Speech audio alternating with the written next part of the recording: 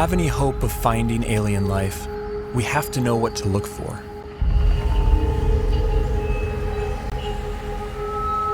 But where do we begin? How do we narrow down a seemingly infinite set of possibilities?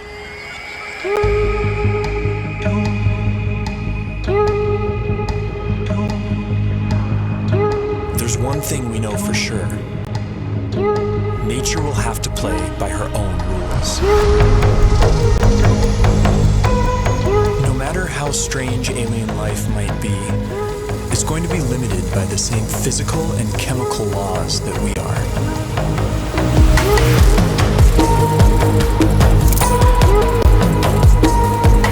On top of this, each alien environment will further limit what kinds of life forms can evolve there.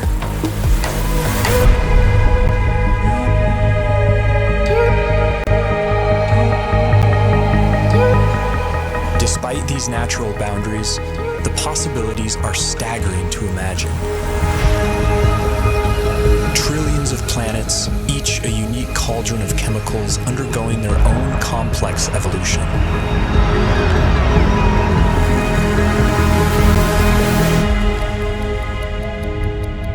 To guide our thinking, this museum of alien life will be divided into two exhibits.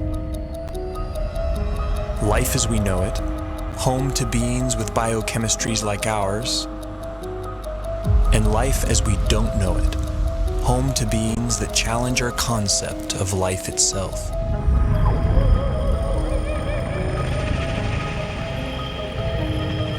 Before we venture too far into the unknown, we have to ask ourselves, what if alien life is more like us than we think?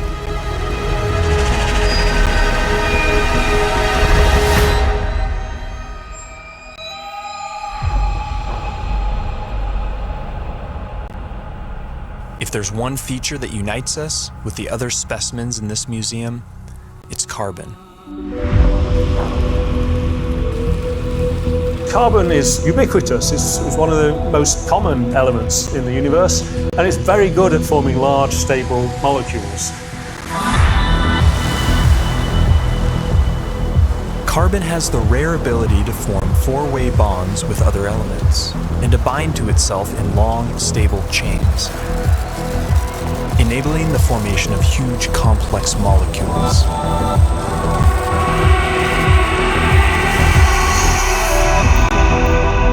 This versatility makes carbon the centerpiece in the molecular machinery of life.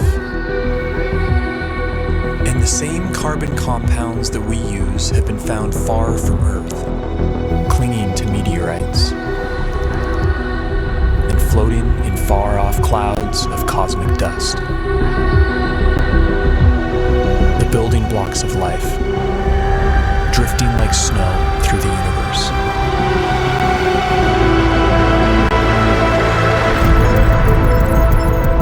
And if alien life has selected other carbon compounds for their biochemistry, they will have plenty to choose from.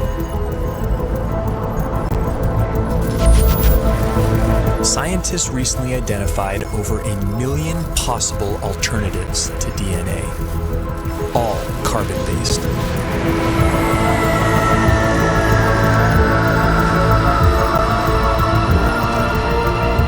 If we ever discover other carbon-based life forms, we would be fundamentally related. They would be our cosmic brethren. But would they look anything like us? If they hail from Earth-like planets, we could share even more in common than just our biochemistry. What would life be like on other planets if it has evolved? Would it be like the world today here on Earth? Or would it be completely different? There are those who argue that from the argument of convergent evolution, if conditions on other planets are similar to here, then we would see very similar life forms.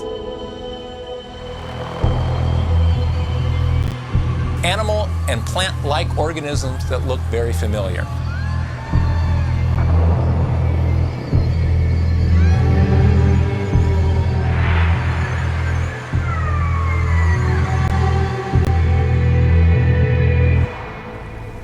On Earth, certain features like eyesight, echolocation, and flight have evolved multiple times independently in different species.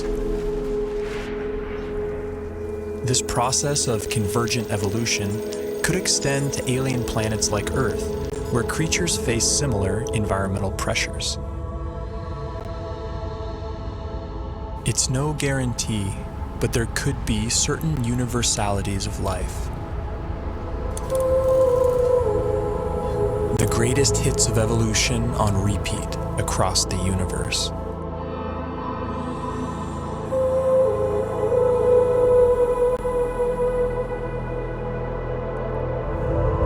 Each feature would be attuned to its local environment.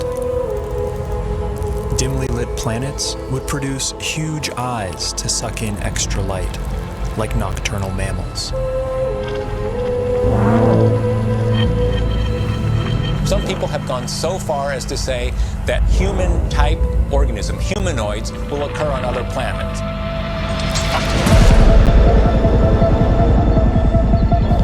The existence of other human-like organisms seems unlikely, given the long, convoluted chain of events that produced us.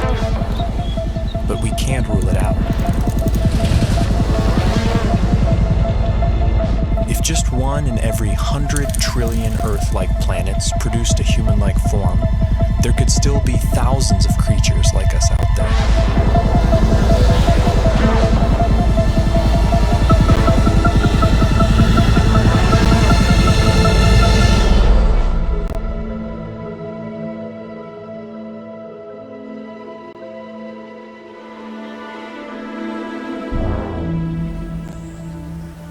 Convergent evolution is also rampant in plant life, and C4 photosynthesis has arisen independently over 40 times. Would alien plants look like ours or something else entirely?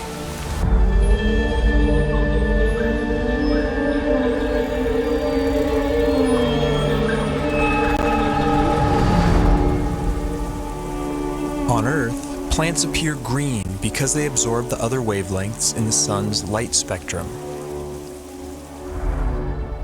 But stars come in many colors.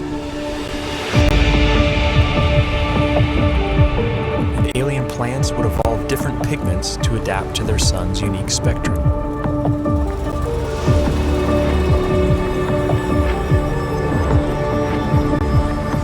Plants feeding off hotter stars could appear redder by absorbing their energy-rich bluer light.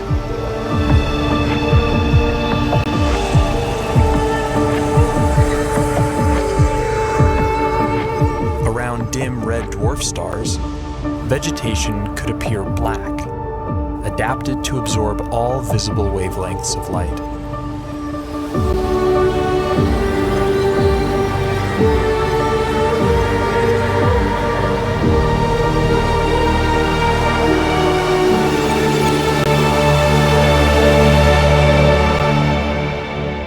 Earth itself may have once appeared purple due to a pigment called retinol that was an early precursor to chlorophyll. Some think that retinol's molecular simplicity could make it a more universal pigment. If so, we may find that purple is life's favorite color.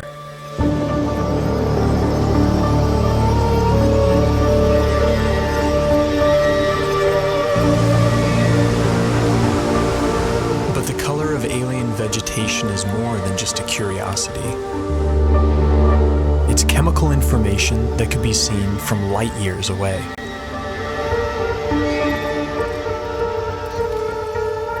Earth plants leave a signature bump in the light reflected off our planet.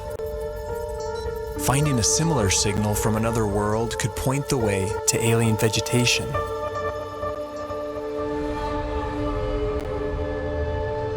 Perhaps this will be our first glimpse at alien life, a vibrant hue cast by a distant world.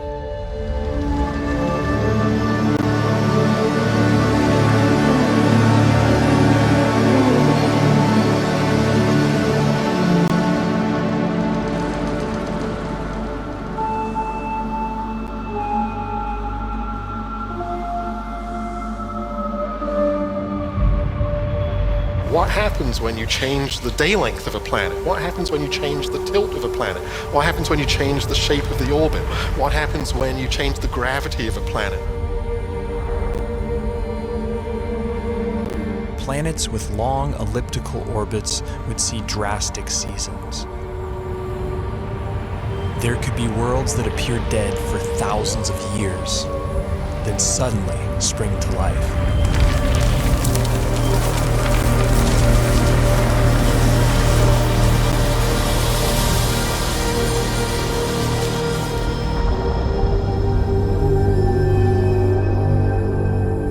Most of the rocky planets discovered so far have been massive super-Earths.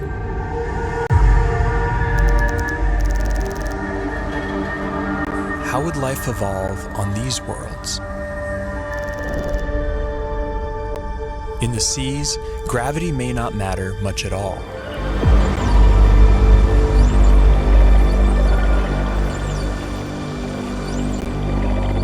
A high-gravity planet isn't high gravity all over.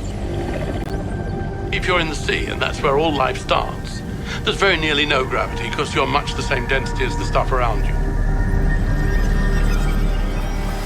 It's when the animals come out on land that they feel the gravity. High G-forces would necessitate large bones and muscle mass in complex life on land. They would also demand a more robust circulatory system. And plant life could be stunted by the energy cost of carrying nutrients under stronger gravity.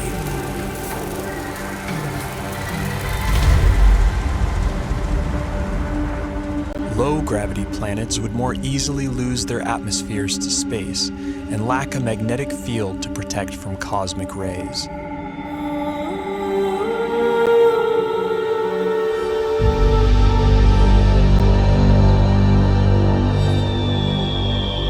But smaller worlds could be home to secret oases.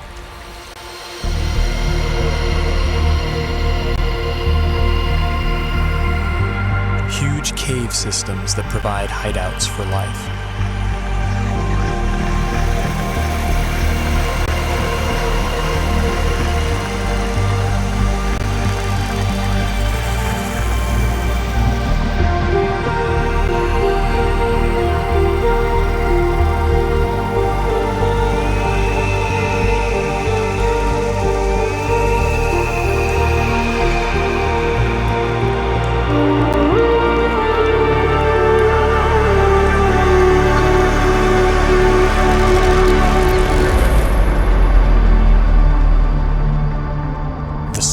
Possible habitable planets are estimated at 2.5% Earth's mass. If surface life does evolve on these worlds, it could be a sight to behold. Plant life could grow to towering heights, able to carry nutrients higher in lesser gravity.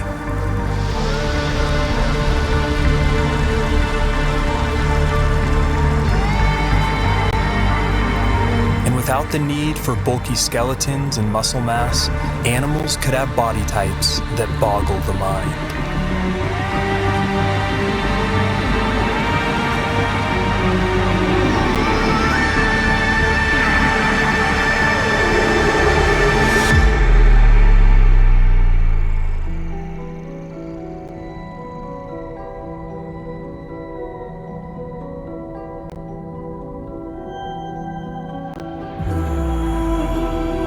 Here on Earth, it took 3 billion years for evolution to produce complex plant and animal life. Simpler organisms are hardier, more adaptable, and more widespread. The largest collection in the Museum of Alien Life would likely be the Hall of Microbes.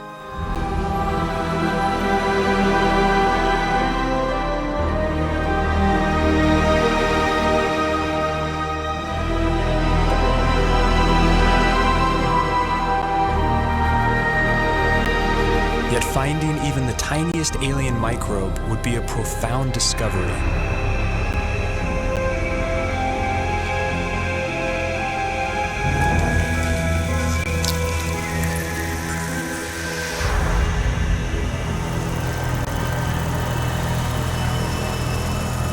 and bite-sized life could leave a big footprint. Like stromatolites on Earth, layers of microbes could build up into huge rock mounds over time, leaving behind eerie structures. And in big enough numbers, some alien bacteria could leave a distinct biosignature by exhaling gases that wouldn't coexist naturally, like oxygen and methane.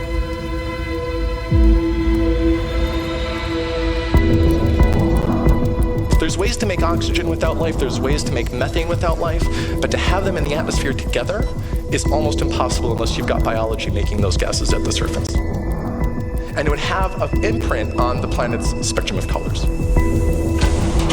Next generation space telescopes could find a signal like this on a world not far from home. The closest sun-like star with an Earth-like exoplanet in the habitable zone is probably only 20 light years away and can be seen with the naked eye.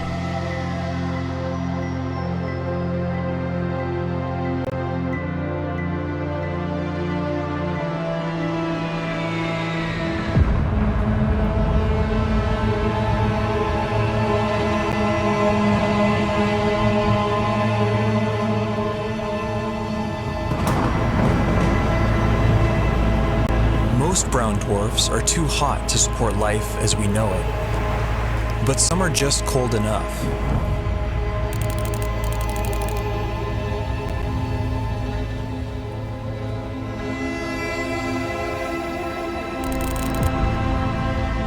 All the prime elements for life have been detected inside their atmospheres. And within these clouds, some layers would provide ideal temperatures and pressures for habitability.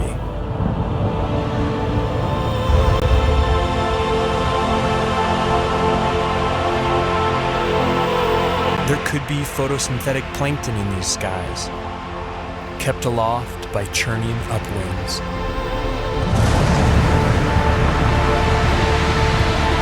And with enough force, these upwinds could even support larger, more complex life. Predators.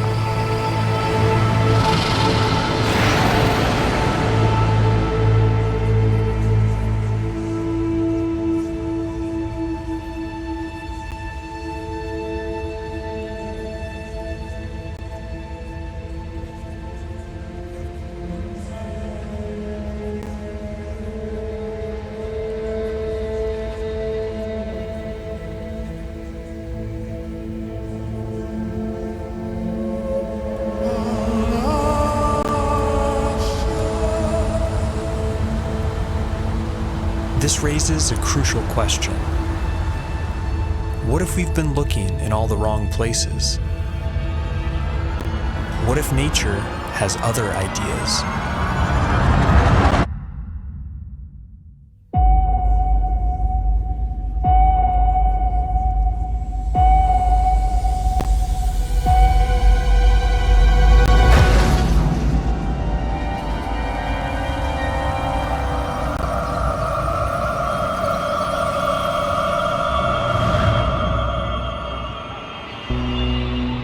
Most of the universe is too cold or too hot for liquid water and the biochemistry that supports life as we know it. But in case our biases are misleading, we have to cast a wide net to search for life outside the habitable zone, in places that seem wildly hostile to us. Exotic environments will demand exotic biochemistries, and while no element can match carbon's versatility, one contender is a frontrunner.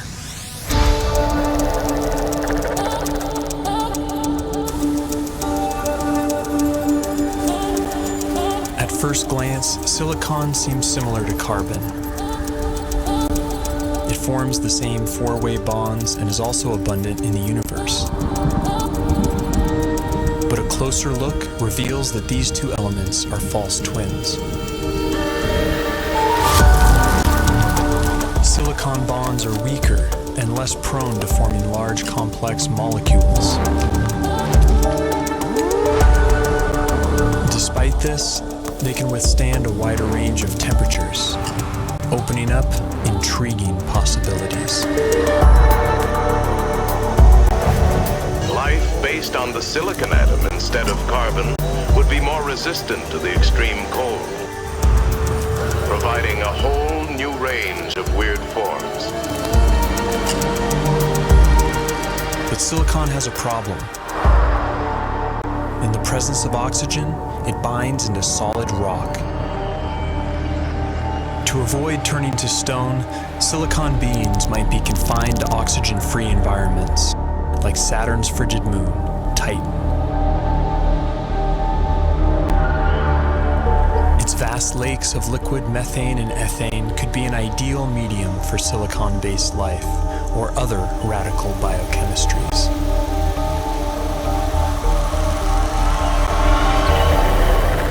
Without ample sunlight, beings on worlds like Titan would likely be chemosynthetic, deriving their energy by breaking down rocks.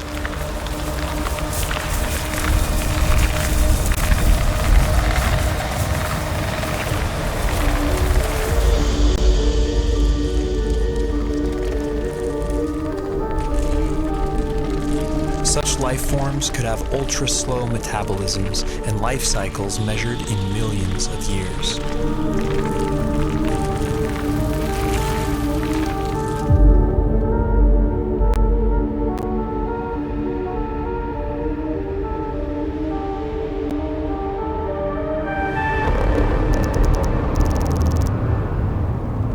In high temperatures, typically rigid silicon-oxygen bonds become more flexible and reactive, triggering more dynamic chemistry.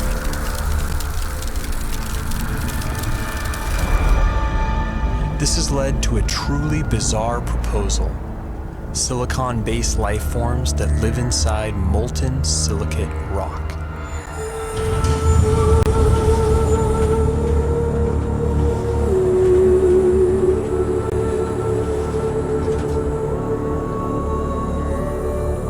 In theory, these forms could even exist deep beneath the Earth inside magma chambers as part of a shadow biosphere. If so, then the aliens are right under our noses. Other shadow biospheres have been proposed, forms of life living alongside us that we don't even know are here, including tiny RNA-based life small enough to go undetected by existing instruments.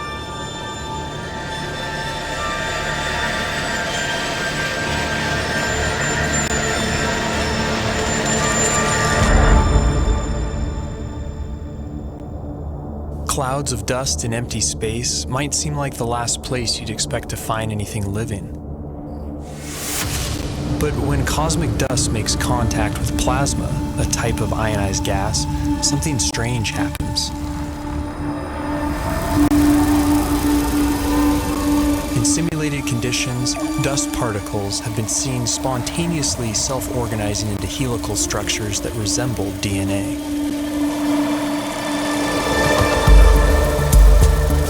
These plasma crystals even begin to exhibit lifelike behavior, replicating, evolving into more stable forms, and passing on information.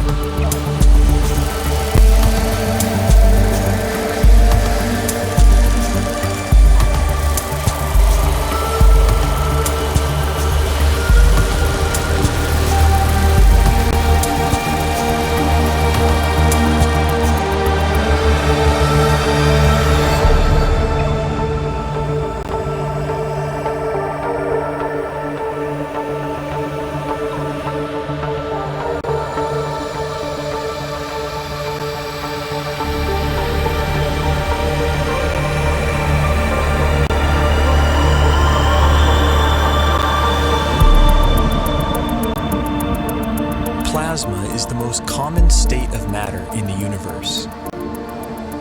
If complex evolving plasma crystals really exist, and if they can be considered life, they could be its most common form.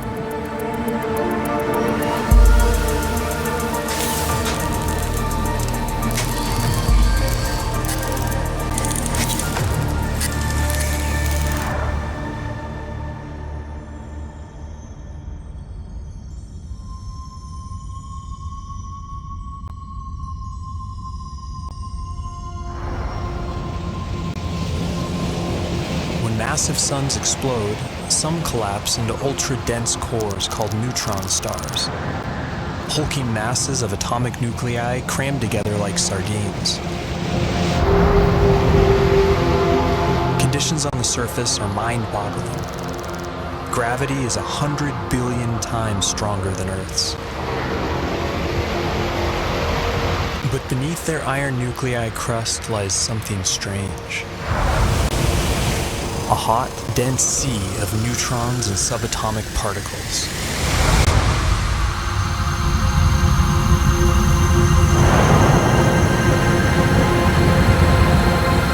Stripped of their electron shells, these nuclei would obey entirely different laws of chemistry, based not on the electromagnetic force, but the strong nuclear force which binds nuclei together. In theory, these particles could link up to form larger macronuclei, which could then combine into even bigger supernuclei.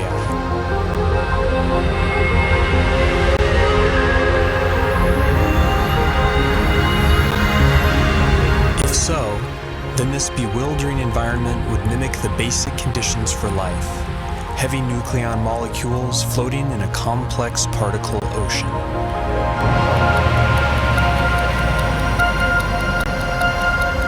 Some scientists have proposed the unimaginable. Exotic life forms drifting through the strange particle sea, living, evolving, and dying on incomprehensibly fast timescales.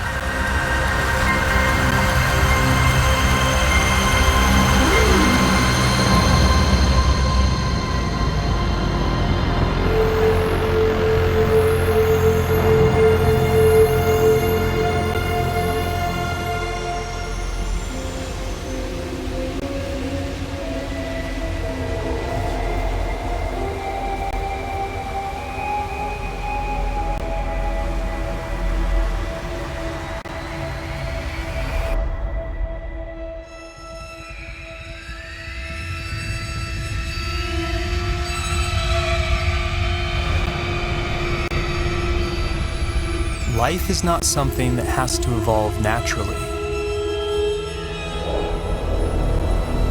It can be designed.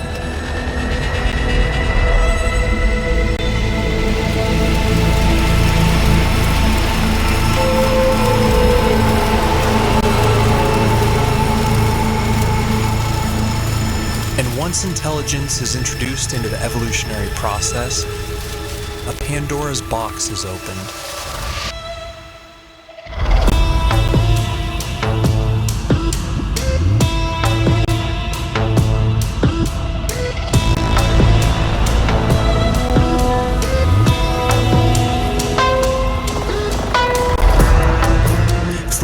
Typical biological limitations, synthetic and machine-based life could be the most successful of all. It could thrive almost anywhere, including the vacuum of space, opening up vast frontiers unavailable to biological organisms.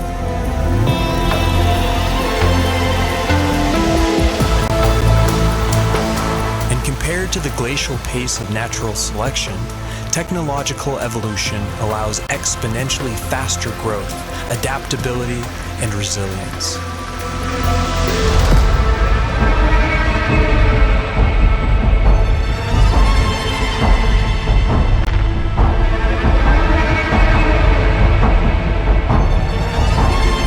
By some estimates, autonomous self-replicating machines could colonize an entire galaxy in as little as 1 million years.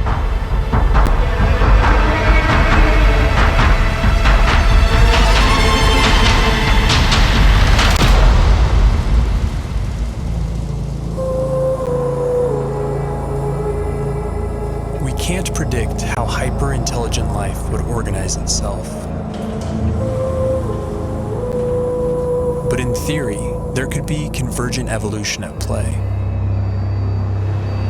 The electrical properties of silicon might make it a universal basis for machine intelligence, a redemption for its biological shortcomings.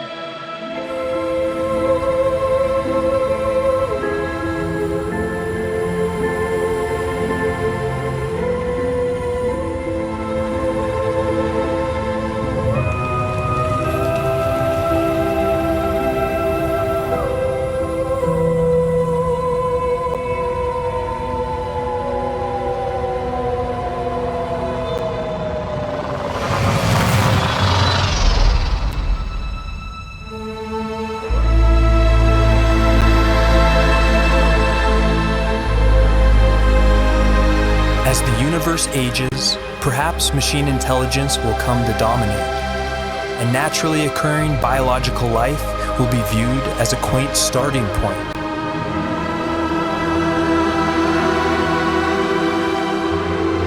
Perhaps we ourselves will lead this transition, and the great human experiment will be merely a first link in a sprawling intergalactic chain of life.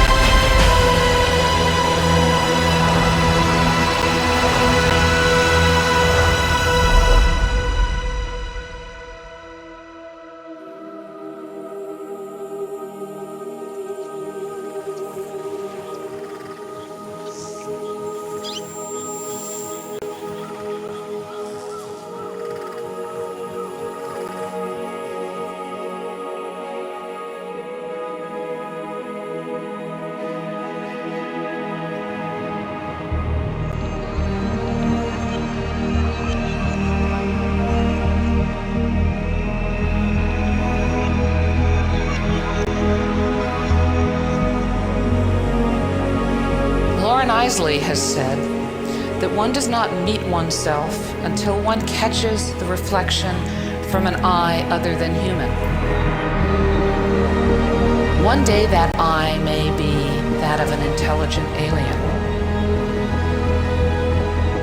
And the sooner we eschew our narrow view of evolution, the sooner we can truly explore our ultimate origins and destinations.